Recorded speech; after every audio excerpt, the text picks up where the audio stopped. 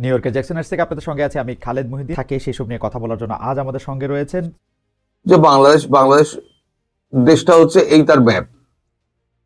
তারপরে যেটা করা হয়েছে সেই ছবিটার, এটা হচ্ছে বৃহত্তর বাংলাদেশ। তো কালের পোস্ট থেকে আপনারা নিশ্চয়ই বুঝে গেছেন যে আমি আজকে কি ব্যাপারে কথা বলবো।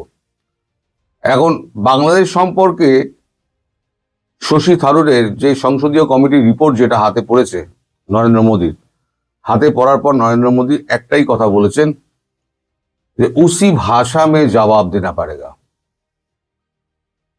এখন এই বাংলাদেশের নামটা উনি করেন না, যেমন পাকিস্তানের নাম করেন না, বাংলাদেশের নামও করেন না।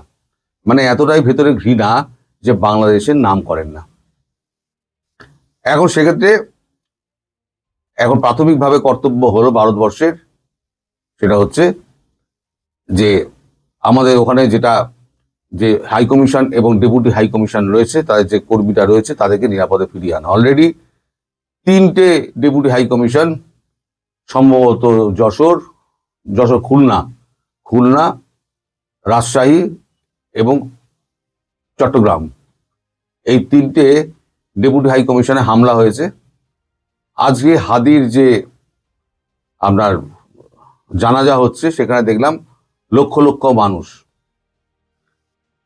এবং ওই জুলকার নাইম বলে এক ভদ্রলোক আছেন যিনি আল জাজিরায় কাজ করেন, তিনি কাজ কতটুকু করেন তা আমি জানি না, তিনি কাজের থেকে বেশি তিনি বাংলাদেশ সংক্রান্ত খবরাখবর নিয়ে বেড়ান। তিনি এখন ওই ইলিয়াস আর পিনাকির মতো তিনিও এখন লেগে গেছেন ভারতবর্ষে কি করে উত্তপ্ত করা যায়। এখন ভারতবর্ষের বিপক্ষে যত রকম কথাবার্তা বলা যায় তত রকম কথাবার্তা উনি বলছেন। তা ওনার আমি একটা ফেসবুক পোস্ট দেখলাম, সেখানে উনি লিখেছেন যে এই জানাজার পরেতে একটা বিপ্লবী সরকার গঠন হতে পারে এবং এখান থেকে উন্মত্ত জনতা একেবারে বাংলাদেশে অবস্থিত ভারতীয় হাই কমিশন এবং গুরুত্বপূর্ণ সরকারি স্থাপনাগুলো ধ্বংস করতে পারে। মানে যদিও এরা করতো না, এদের মাথাতে ঢুকিয়ে দেওয়া হলো যে তোমরা এবার করো। এক্ষেত্রে আমাদের এখানে চূড়ান্ত সতর্কতা অবলম্বন করা হচ্ছে, বর্ডারগুলো তো টাইট করা আছে। সব থেকে গুরুত্বপূর্ণ বিষয় হলো, আগে যা কখনো হয়নি, আজ যেটা হলো সেটা হচ্ছে প্রতিরক্ষা মন্ত্রক থেকে, বিদেশ মন্ত্রক থেকে তো চিঠিপত্র যাই, প্রতিরক্ষা মন্ত্রক থেকে আপনাদের প্রতিরক্ষা উপদেষ্টাকে একটি চরম পত্র পাঠানো হয়েছে। চরম পত্র মানে, প্রতিরক্ষা দপ্তরের চরম পত্র মানে সেটাকে জানবেন ডেথ ওয়ারেন্ট। এই ডেথ ওয়ারেন্ট ইস্যু করে দিয়েছে ভারতবর্ষ। তাতে পরিষ্কার করে দেওয়া হয়েছে যদি অবিলম্বে আমাদের সুরক্ষিত না রাখা হয় আমাদের সীমানা এবং আমাদের কূটনৈতিক ব্যক্তি তাদেরকে যদি সুরক্ষিত না রাখা হয়, তাহলে বাংলাদেশ সুরক্ষিত থাকবে না। পরিষ্কার এই ভাষায় লিখে দেওয়া হয়েছে। আরো লেখা হয়েছে সেটা আমি জানতে পারিনি, কিন্তু এই লেখাটুকু হয়েছে ডেথ ওয়ারেন্টে, যে বাংলাদেশের হাই কমিশনের কর্মী এবং হাই কমিশন যদি অক্ষত না থাকে, আর যদি মানে আমাদের সীমান্ত সুরক্ষিত না থাকে, তাহলে বাংলাদেশের অস্তিত্ব থাকবে না। এটা পাকিস্তানকেও দেওয়া হয়েছিল। সুতরাং আপনারা যেটা ভাবছেন যে কিছু হবে না, অন্তত প্রতিরক্ষা দপ্তরের এই চিঠিটাকে তো বার্তা দেবেন। যদি না আপনাদের আপনাদের তো কোনো কিছুই তো খোলাখুলি বলা হয় না। আপনাদের যে স্বরাষ্ট্র বা প্রতিরক্ষা উপদেষ্টা বা আপনার প্রতিরক্ষা তো নেই, স্বরাষ্ট্র উপদেষ্টা যা সম্ভবত জাহাঙ্গীর আলম চৌধুরী, তার তো 1000 পদত্যাগ চাইছে, সে তো পদত্যাগ করবে না, সে নির্লজ্জ ব্যক্তি। তিনি এই খবরটি বলবেন কিনা। আর মোহাম্মদ ইউনুস, যিনি একটা সাদা টুপি পরে, আজকে তাকে পুরো শকুনের মতো লাগছিল,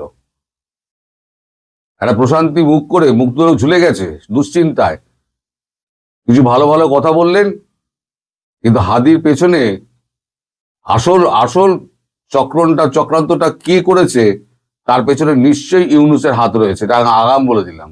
ইউনুস একটা অস্থির পরিস্থিতির সৃষ্টি করে বলবে যে আমাদের দেশ এখন সুরক্ষিত নয়, এখন নির্বাচন সম্ভব নয়, কারণ এমনি জামাত নির্বাচন চাইছে না।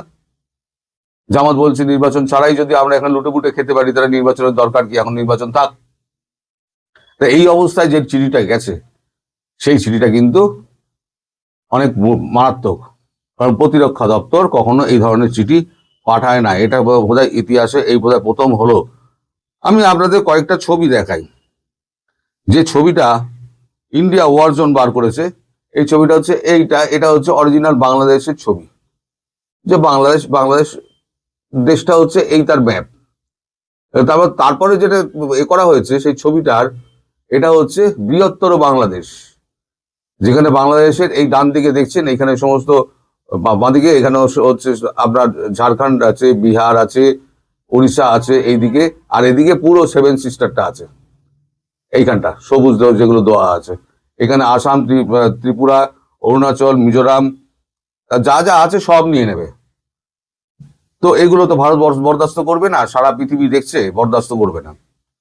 এখন আমাদের এখানে 7 সিস্টার এবং সীমান্ত অঞ্চলগুলোতে সমস্ত ট্রেনিং চলছে। প্যারা এসএফ এর ট্রুপ ড্রাইভিং ট্রেনিং চলছে। এই প্যারা এসএফ এর ছবি এইখানে দিয়ে দিলাম আমি। এটা হচ্ছে প্যারা এসএফ এর ছবি।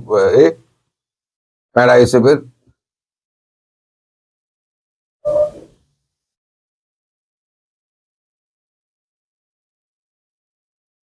হচ্ছে প্যারা এসএফ, আর এই হচ্ছে ড্রাইভিং এর সমস্ত ছবি।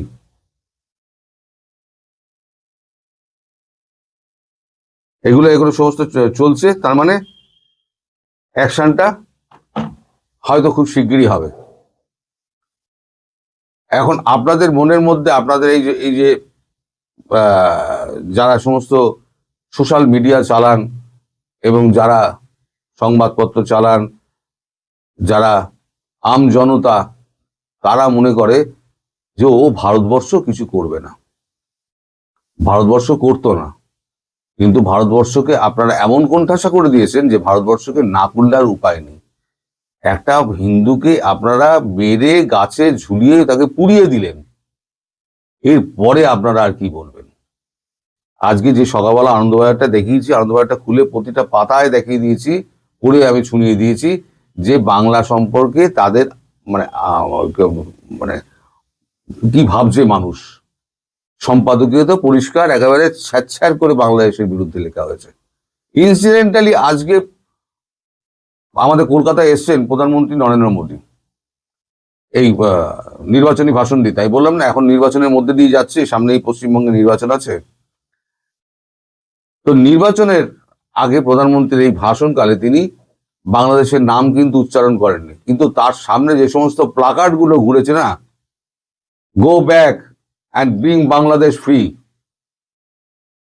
এই সমস্ত প্লাকার্ড গুলো তার সামনে ঘুরেছে। কিন্তু দেখতে পাচ্ছেন, মুখে কিছু বলতে পারছেন না, কিন্তু অনুধাবন করতে পারছেন যে বাংলার মানুষের মানে মনের কথাটা কি বাংলাদেশ সম্পর্কে, হিন্দুদের, বাংলাদেশে অত্যাচারিত হিন্দুদের সম্পর্কে। ফলে ভোট হচ্ছে এমন জিনিস, আমি আগে বলেছি না, ভোট একেবারে নিজের ভাইকে পর্যন্ত উপেক্ষা করে গদি বসার জন্য।